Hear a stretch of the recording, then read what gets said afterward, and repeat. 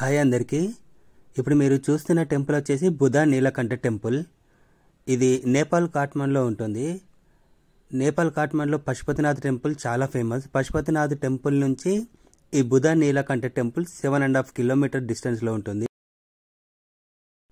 మనకి ఉబర్, ర్యాపిడో ఎలాగైతే బుక్ చేసుకొని ట్రావెల్ చేస్తామో అక్కడ ఇన్ డ్రైవ్ ఉంటుందండి. ఇన్ డ్రైవ్ యాప్ యూజ్ చేసుకొని మనం ట్రావెల్ చేసుకోవచ్చు. పశుపతినాథ్ టెంపుల్ నుంచి నాకు ఈ బుధ నీలకంఠం టెంపుల్కి రావడానికి నేపాల్ కరెన్సీలో 100 రూపీస్ పడింది. అంటే మన కరెన్సీ వచ్చేసి 63 రూపీస్ పడింది ఈ టెంపుల్కి రావడానికి. పశుపతినాథ్ టెంపుల్ నుంచి ఈ టెంపుల్కి, బుధ నీలకంఠ టెంపుల్కి 7.5 కిలోమీటర్స్ ఉంటుంది. బుధ నీలకంఠ టెంపుల్ అంటే విష్ణుమూర్తి టెంపుల్ అండి ఇది. ఈ టెంపుల్కి 3 నేమ్స్ ఉన్నాయి. ఒకటి బుధ నీలకంఠ టెంపుల్, ఇంకోటి జల్ నారాయణ, ఇంకొకటి వచ్చేసి నారాయణ ధామ్ టెంపుల్.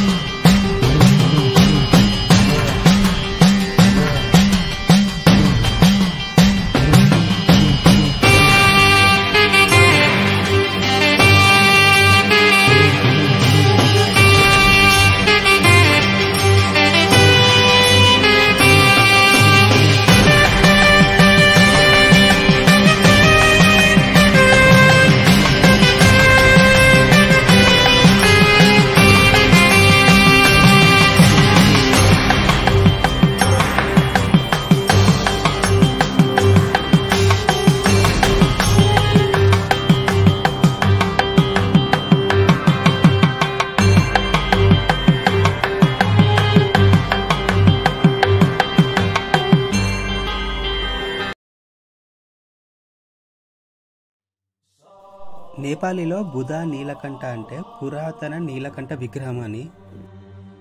ఇక్కడ స్వామివారు మనకు నీటిపై తేలుతూ పడుకొని దర్శనమిస్తారు. 4 చేతులుంటాయి. ఒక దాంట్లో చక్రం, శంఖం, గద, పద్మం ధరించి దర్శనమిస్తాడు అన్నట్టు. కింద ఉన్న నీటికి ఇక్కడ ఒక హిస్టరీ ఉంది నేపాల్లో. ఆ చరిత్ర ఏంటంటే, క్షీరసాగర మదనంలో వచ్చిన గరళాన్ని మింగిన శివుడు దాని మంటని తట్టుకోలేక ఆ తాపాన్ని చల్లబరిచే నీటి కోసం హిమాలయాల్లో తిరుగుతాడట. ఆ సందర్భంలో కాఠ్మండుకు చెందిన ఉత్తరంలో ఉన్న హిమాలయాల్లో తన త్రిశూలంతో ఒక సరస్సును సృష్టించి ఆ నీటితో తన తాపాన్ని, తన మంటని చల్లార్చుకుంటాడట. ఆ సరస్సు పేరు వచ్చేసి ఘోషేన కుండు. ఆ కుండు నుంచే, అంటే ఆ హిమాలయాల్లో ఉన్న ఘోషేన కుండు నుంచే అండర్ గ్రౌండ్లో ప్రవహించి ఆ వాటర్ ఇక్కడికి వస్తాయని ఇక్కడ వాళ్ళు చెప్పారు.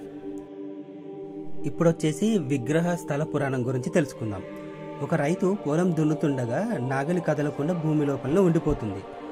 రైతు ఎంత ట్రై చేసినా కూడా నాగలి కదలదు.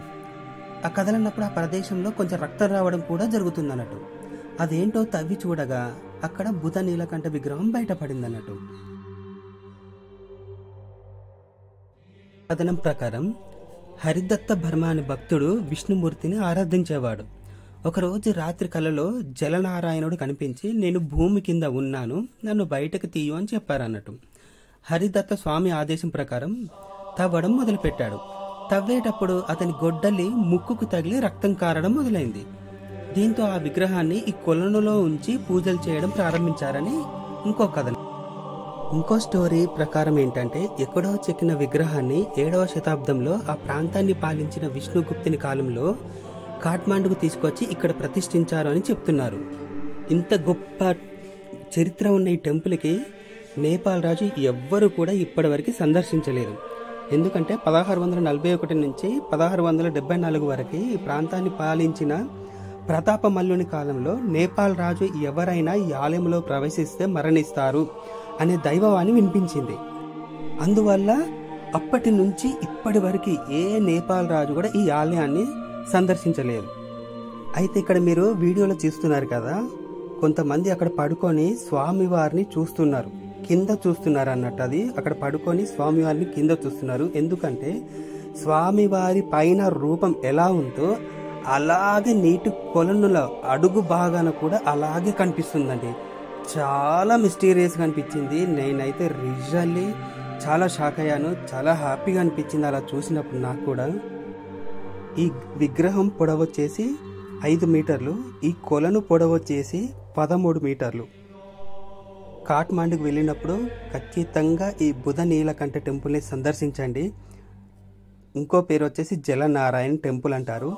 అలాగే అక్కడ పడుకొని చూడండి, ఖచ్చితంగా స్వామివారి స్వరూపం నీటి కొలనులో అడుగు భాగాన కూడా పైన ఎలా ఉందో రూపం, కింద కూడా అలాగే కనిపిస్తుందండి.